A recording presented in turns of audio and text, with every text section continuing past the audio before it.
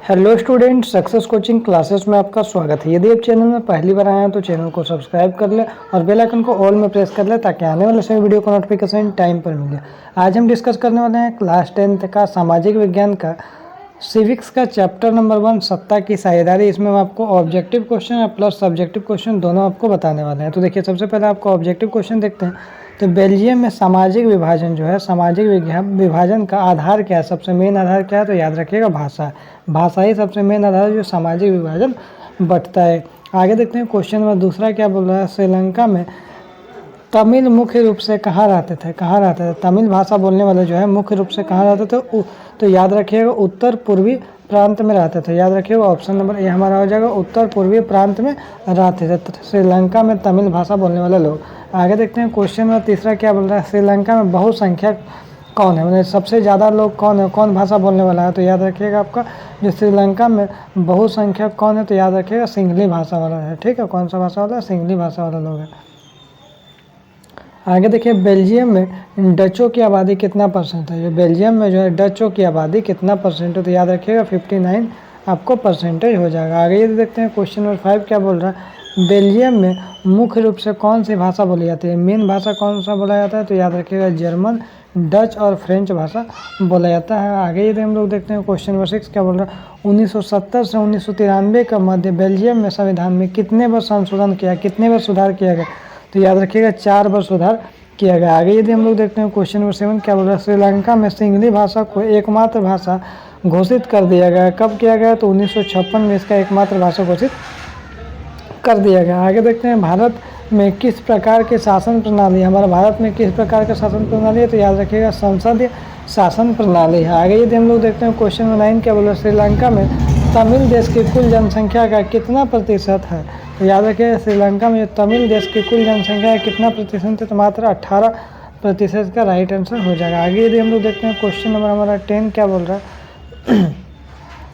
श्रीलंका में सिंगली देश की कुल आबादी का कितना प्रतिशत है, तो याद रखिएगा मात्र 74%। ऑप्शन नंबर ए बिल्कुल राइट आंसर हो जाएगा। श्रीलंका में सत्ता की साझेदारी का आधार क्या है, किस आधार पर सत्ता का पावर का बंटवारा होता है, तो बहुसंख्यकवाद के आधार पर होता है। तो इसका राइट याद रखिएगा बहुसंख्यकवाद हो जाएगा। आगे ये देखते हैं कौन सी जातीय समूह ब्रुसेल्स में बहुसंख्यक है, तो याद रखिएगा कौन सी जातीय समूह, तो फ्रांसीसी भाषा है। आगे यदि हम लोग देखते हैं क्वेश्चन में 13 क्या बोल रहा है। श्रीलंका का राज्य के धर्म क्या है, सबसे मेन धर्म वहाँ क्या है, तो बौद्ध धर्म है। आगे ये देखते हैं भारत में क्षेत्र सरकार के लिए दूसरा नाम क्या है, तो भारत में जो क्षेत्र सरकार उसका दूसरा नाम क्या है, राज्य सरकार है। Option number B. आगे यदि देखते हैं बेल्जियम को स्वतंत्रता कब मिली, तो याद रखिएगा 4 अक्टूबर 1830 को मिली है। उसके बाद देखिए जो अति लघु उत्तरीय प्रश्न देखिए, सत्ता की साझेदारी किसे बोलते हैं, तो शासन की व्यवस्था में समाज के प्रत्येक समूह और समुदाय की समान भागीदारी मिलती है, उसी को हम लोग क्या बोलते हैं, सत्ता की साझेदारी बोलते हैं। हमने सत्ता में पावर का सभी में बराबर से बंटवारा किया जाए।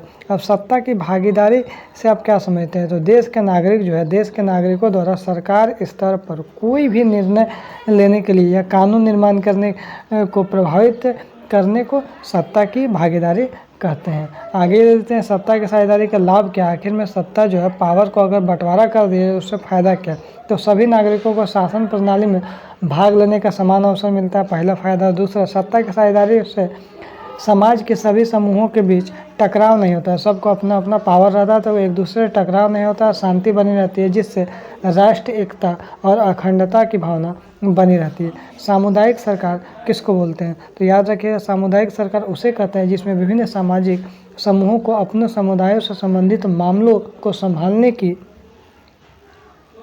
शक्ति दी जाती है और उससे आशा की जाती है कि वह किसी भी समुदाय को कमज़ोर किए बिना आम जनता के लाभ के लिए संयुक्त रूप से काम करे। आगे देखिए गृह युद्ध का 5 क्या बोल रहा है। गृह युद्ध का क्या अर्थ है, तो किसी देश में सरकार और विरोधी समूह की हिंसक लड़ाई ऐसा रूप ले लेगी जो युद्ध जैसा लगने लगेगा, तो उसी को हम लोग क्या बोलते हैं, गृह युद्ध बोलते हैं। बेल्जियम को स्वतंत्रता कब प्राप्त हुई, तो बेल्जियम को स्वतंत्रता 4 अक्टूबर 1830 ईस्वी को मिली।